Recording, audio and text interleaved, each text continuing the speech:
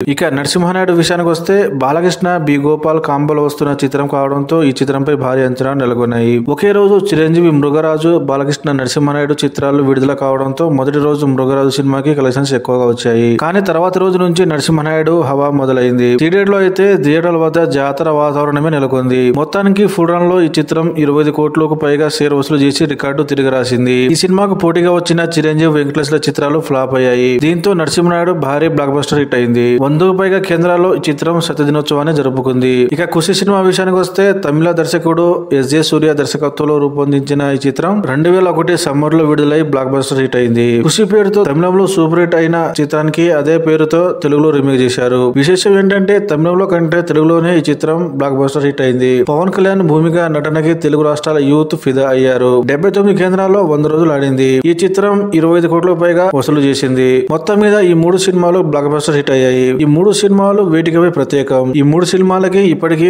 భారీగా ఫ్యాన్స్ ఉన్నారు. కానీ నువ్వే కావాలి సినిమా దాదాపు 23 కోట్లు వసూలు చేసినట్టు ట్రేడ్ అనలిస్టులు చెబుతున్నారు. ఖుషి సినిమా కూడా దాదాపు 26 కోట్లు వసూలు చేసినట్టు సమాచారం. కానీ నరసింహానాయుడు సినిమా మాత్రం దాదాపు 27 కోట్లు వసూలు చేసి ఇండస్ట్రీ హిట్ గా నిలిచింది. కేవలం 6 నెలల గ్యాప్ లో ఈ 3 సినిమాలు వచ్చి ప్రేక్షకులను అలరించి బ్లాక్ బస్టర్ హిట్ గా నిలిచాయి.